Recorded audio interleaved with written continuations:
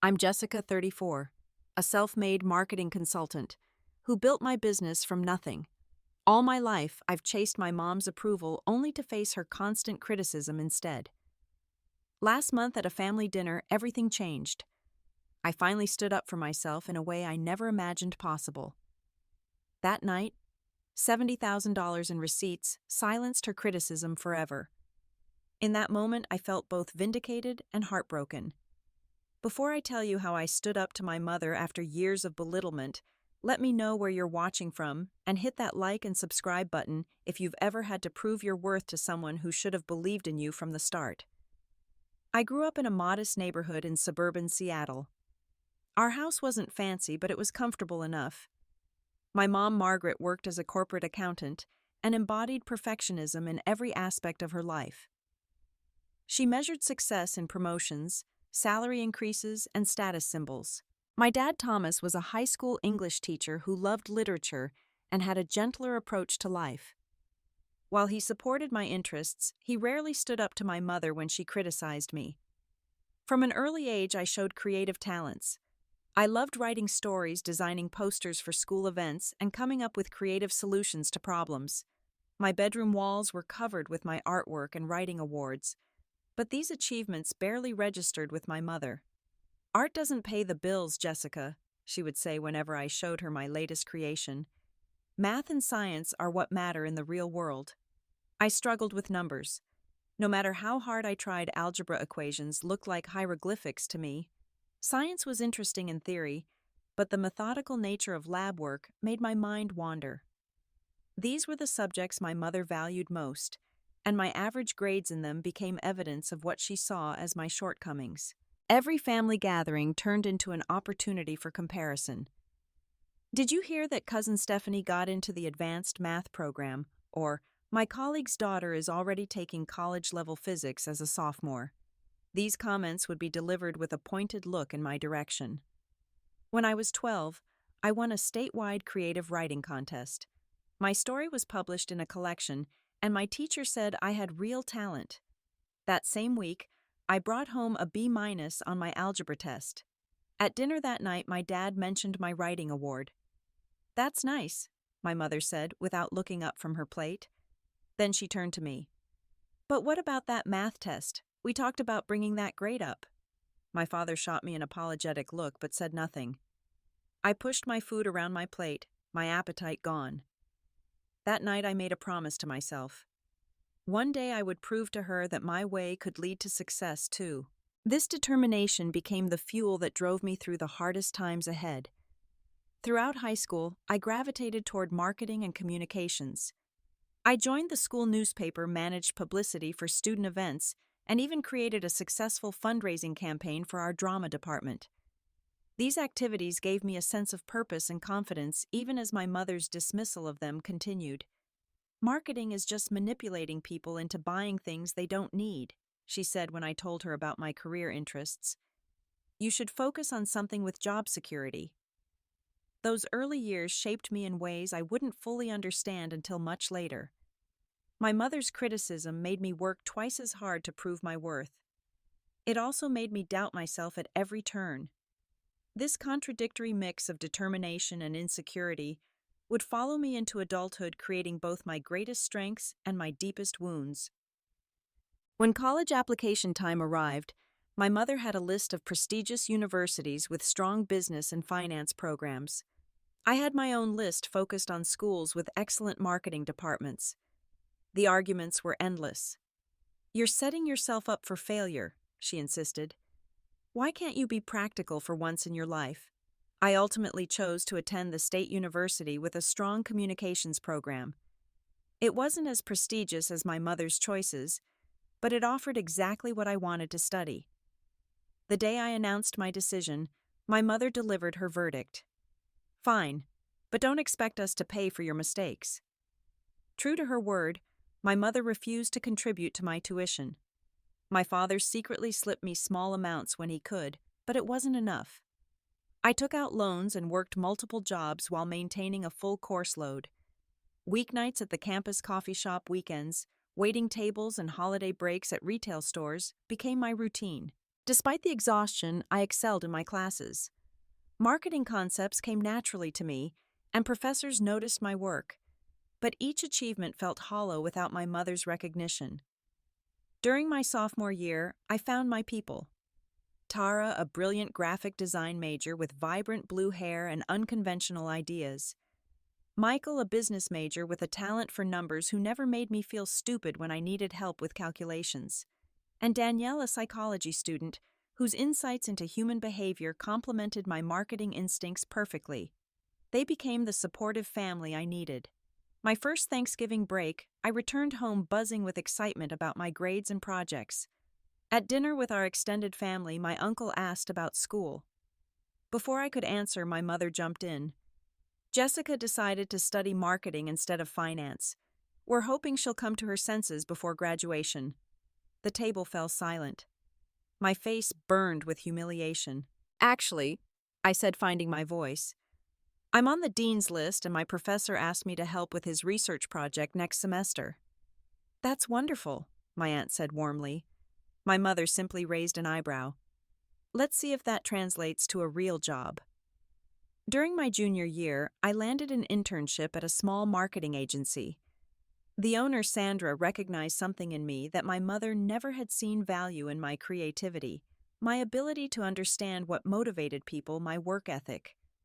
Under her guidance, I developed campaigns for local businesses and watched their sales increase.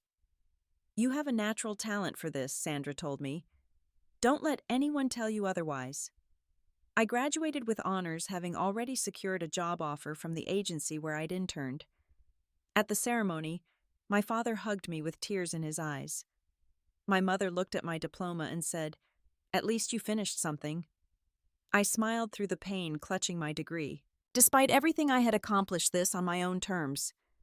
As I entered the workforce, I carried both pride in my achievements and a deep wound from my mother's inability to see my worth. This complicated mixture would fuel my determination to succeed, whatever the cost. My first position at Sandra's agency paid barely enough to cover my rent and student loan payments. I shared a tiny apartment with Tara and lived on budget meals, but I was learning invaluable skills. Every client meeting, every campaign launch, every analysis of results taught me something new. I made mistakes, plenty of them. My first solo presentation to a client went horribly wrong when I misunderstood their target market. The campaign I'd worked on for weeks fell flat, and Sandra had to step in to salvage the relationship. "I'm so sorry," I told her afterward, fighting back tears. Maybe my mother was right about me. "Stop that," Sandra said firmly. "Everyone fails sometimes. The question is whether you learn from it." I threw myself into researching that client's industry and customers.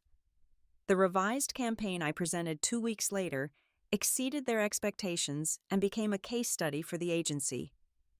After 2 years, a senior position opened up.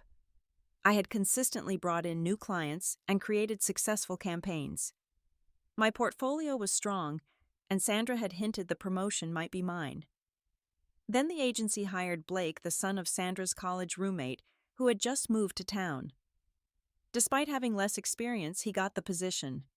"He has connections that will help us expand," Sandra explained apologetically. "Your time will come, Jessica."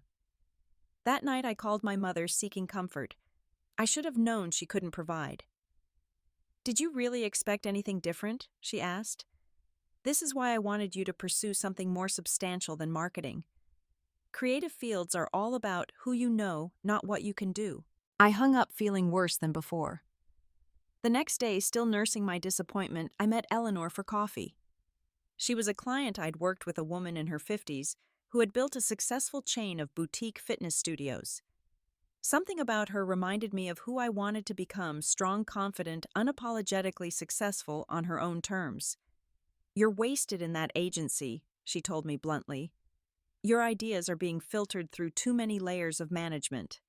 When Eleanor mentioned a marketing director position at a fitness tech startup she was investing in, I took the risk. The salary was significantly higher, and the role offered creative freedom I hadn't experienced before. For 8 months, everything seemed perfect. Our app gained users, investors were pleased, and my ideas were making a difference. Then the funding round we were counting on fell through. Within weeks, layoffs began.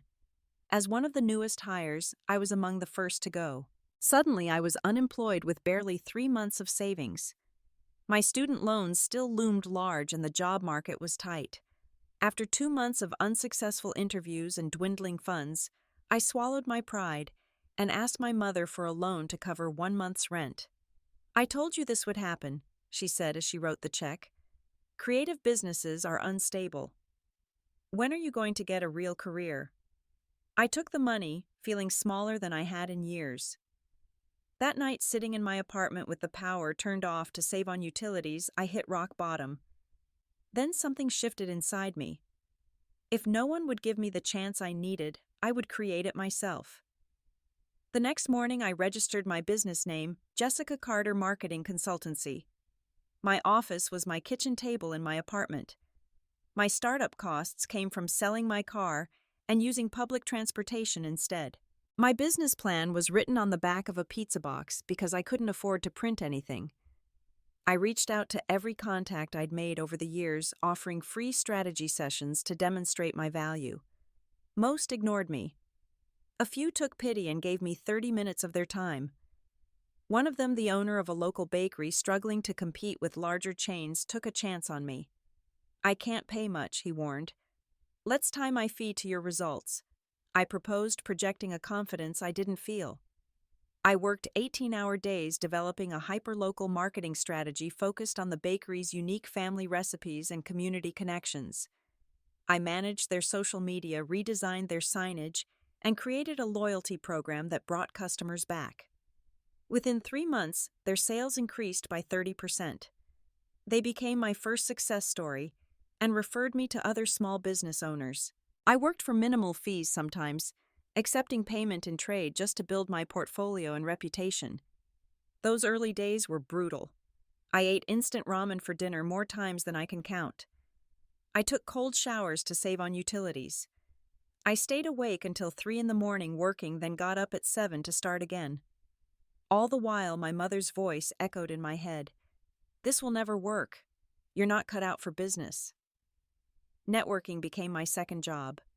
I attended every free business event in the city, collecting business cards and following up with personalized emails. I joined online communities for entrepreneurs and shared valuable advice without asking for anything in return. Slowly, people began to remember my name. 6 months in, I landed my first major client, a regional furniture chain looking to rebrand. Their marketing director had been at an event where I'd spoken about authentic messaging in the digital age. The project fee was enough to move me into a tiny but professional office space and hire a part-time assistant. As I stood in that empty office with keys in my hand, I called my mother. "I've started my own marketing consultancy," I told her, trying to keep the excitement in my voice. "I just signed a major client and leased an office." There was a pause. "That sounds risky, Jessica. Most new businesses fail in the first year. Don't come asking for money when this falls apart." I closed my eyes, absorbing the familiar sting of her words. "I won't." What my mother didn't understand was that her doubt had become my greatest motivation. Each time she predicted my failure, I worked harder to ensure my success. My approach to digital marketing focused on authentic storytelling and community building rather than pushy sales tactics. This resonated with clients tired of traditional advertising that yielded diminishing returns. I developed a framework that helped businesses identify their unique value and communicate it consistently across all platforms. After a year of operation, I beat out several larger agencies for a contract with a national outdoor clothing brand looking to connect with younger consumers.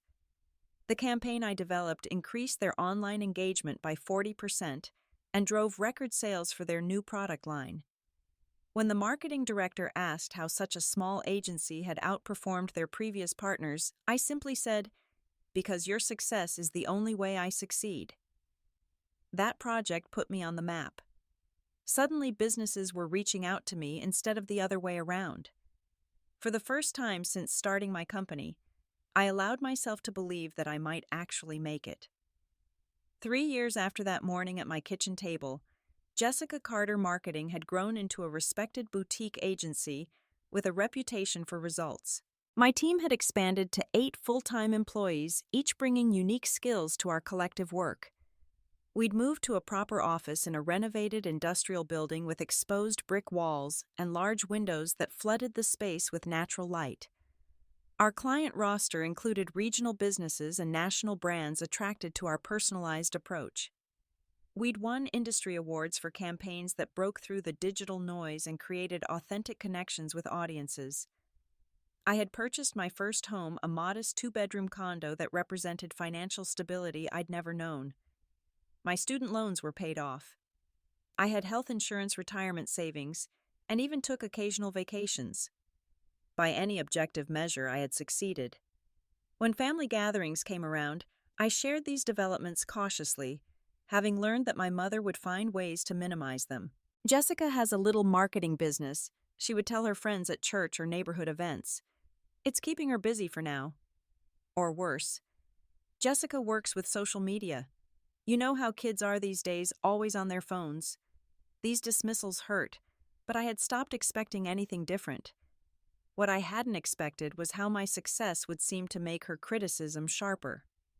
At my cousin's wedding, my mother introduced me to her former colleague. "This is my daughter, Jessica. She didn't want to follow the traditional career path. She's doing some kind of internet marketing instead of using her degree properly." I smiled tightly and extended my hand. "I own a digital marketing agency with national clients and a team of 8. The colleague looked impressed. My mother quickly changed the subject. These interactions took their toll. I started seeing a therapist, Dr. Keller, who helped me understand the dynamics at play. "Your success threatens the narrative she's built about you and your choices," Dr. Keller explained. "It's not about you. It's about her inability to admit she might have been wrong." This perspective helped, but it didn't heal the wound of wanting a mother who could simply be proud of me. As my confidence grew alongside my business success, I became more selective about family events.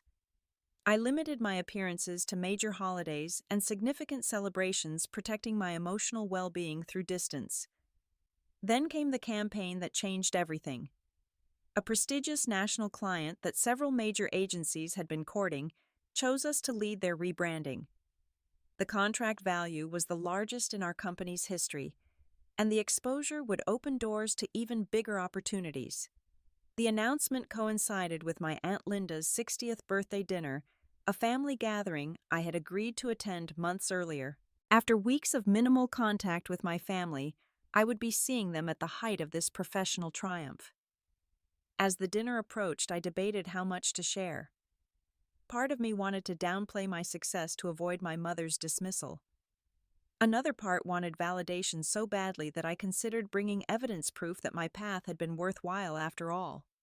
The night before the dinner, I prepared a folder with recent press coverage of our agency client testimonials and financial statements showing our growth. I told myself it was just in case anyone asked for details about my work. Deep down, I knew it was armor against my mother's inevitable criticism. I also knew that after years of therapy and self-reflection, this might be my last attempt to gain the approval I'd sought for so long. If this level of success didn't change our dynamic, nothing would, and I would need to accept that and move on for my own sanity. The restaurant my aunt had chosen for her birthday celebration was upscale, the kind with white tablecloths, multiple forks and waitstaff that materialized silently when needed. I arrived a few minutes late, having come directly from a client meeting. The family was already seated around a long table in a private dining room. "Sorry I'm late," I said, taking the empty seat across from my mother. "Work ran over." "How nice that you could join us," my mother said with a tight smile. "We were just catching up on everyone's news." The first half hour passed pleasantly enough. My cousin Matthew talked about his new position at a law firm. Aunt Linda shared stories from her recent trip to Italy. Uncle Robert proudly showed pictures of his new grandson. I listened and asked questions, genuinely interested in their lives. When my turn came, I mentioned our agency's recent growth and the new national client we'd landed. "That sounds interesting," my aunt said warmly. "You've always been so creative." "What exactly does your company do again?" my uncle asked. "Something with websites." Before I could answer, my mother interjected. Jessica helps businesses with their Facebook pages. It's all very mysterious to me. I took a deep breath. Actually, we develop comprehensive marketing strategies for companies ranging from local businesses to national brands. Our newest client is Nature Walk Outfitters. You've probably seen their stores in malls. My cousin looked impressed. Seriously? They're huge. It's a temporary contract, I assume, my mother asked, cutting into her steak. No, it's a 2-year partnership with option for renewal, I replied, trying to keep my voice even. We beat out several major agencies for the account. My mother raised an eyebrow. Well, I suppose these companies have money to experiment with these digital fads. I felt my cheeks flush, but maintained my composure. The conversation moved on to other topics, and I thought the moment had passed. Then, as dessert was being served, my aunt asked about my plans for expanding the business. I'm actually looking at bringing on 2 more team members, I said. And we're considering opening a second office in Portland next year. My mother set down her coffee cup with a sharp clink. Jessica always had big dreams, ever since she was little, reaching for things beyond her grasp. The table fell silent. My business is doing very well, Mom, I said quietly. Playing entrepreneur is fine while it lasts, she continued as if I hadn't spoken. But these internet businesses come and go so quickly. Remember that startup that laid you off? The one you had to come begging for rent money after? Every eye at the table turned to me. The humiliation burned through my chest. Margaret, my father began, but she waved him off. I'm just being realistic. Jessica has always chosen the unstable path. She's a dreamer, not a businesswoman. I'm her mother. I'm allowed to worry about her making the same mistakes repeatedly. Then came the words that changed everything. Let's be honest, she said, looking around the table. She's a failure who got lucky with a few clients. She's playing entrepreneur until she fails and comes asking for help again. Something snapped inside me. Not in the way glass breaks, but in the way a rope finally breaks free after years of fraying. All the hurt, all the doubt, all the desperate need for approval I'd carried my whole life transformed into something else: clarity. I reached into my bag and pulled out my laptop. What are you doing? My mother asked, frowning. Without answering, I opened my financial management software and turned the screen so everyone at the table could see. This is my company's revenue from the last quarter, I said, my voice steadier than I'd expected. $70,000 in completed projects with another $120,000 in signed contracts for the coming months. I clicked through to our client list, then to our press coverage, then to the industry award we'd received the previous month. This is the failure you're talking about, I continued, meeting my mother's gaze. The business I built from nothing with no support, while you told me repeatedly it would never work. My mother's face had drained of color. She opened her mouth, but no words came out. I have 8 employees who depend on me for their livelihoods. I have clients who trust me with their brands. I paid off my student loans, bought a home, and have a retirement account, all from this playing entrepreneur. I turned to address the whole table. I'm not sharing this to brag. I'm sharing this because I'm tired of having my achievements dismissed and diminished by someone who should be celebrating them. My Aunt Linda reached across the table and squeezed my hand. We're proud of you, Jessica. Truly. The silence that followed was broken by my uncle clearing his throat. Seems to me you've built something remarkable, Jessica. Good for you. My mother stared at her plate lips pressed into a thin line. I closed my laptop and placed it back in my bag. I should go. I have an early meeting tomorrow. I kissed my aunt on the cheek. Happy birthday, Aunt Linda. Dinner was lovely. As I walked out of the restaurant into the cool evening air, I felt lighter than I had in years. For the first time in my life, I hadn't sought my mother's approval, I had simply claimed my truth. The drive home was a blur of streetlights and conflicting emotions. My hands shook on the steering wheel, not from anger but from the aftershocks of finally standing my ground. I felt powerful and heartbroken in equal measure. When I reached my condo, I kicked off my heels and collapsed onto the couch. The adrenaline that had carried me through the confrontation drained away, leaving me exhausted but somehow clearer than before. My phone buzzed with a text from my cousin Matthew. "What you did tonight was long overdue. We've all watched Aunt Margaret tear you down for years. You should be incredibly proud of what you've built." His message brought fresh tears to my eyes. I hadn't realized how much I needed someone from my family to acknowledge what had been happening all this time. The next morning, I woke to a missed call from my father and an angry text from my mother. "Your behavior last night was completely inappropriate and embarrassed the entire family." I didn't respond. Instead, I focused on my work, channeling my emotions into a pitch for a new client. In the following days, I threw myself into projects, client meetings, and team development. Work had always been my refuge, the place where I felt competent and valued. Dr. Keller squeezed me in for an emergency session that week. "How do you feel about what happened?" she asked after I recounted the dinner. "Liberated," I admitted, "and sad. I shouldn't have needed to prove myself that way." "No, you shouldn't have," she agreed. "But sometimes we need these moments of rupture to create the possibility for something healthier." A week after the dinner, I received an unexpected email from my father. He had never been tech-savvy, and his message was full of typos, but its meaning was clear. "Jessica, I want to say I'm sorry. I've watched Margaret undermine your confidence for years and said nothing. I told myself I was keeping the peace, but I was really just being a coward. What you've accomplished is extraordinary, especially given how little support you've had. I'm so proud of you.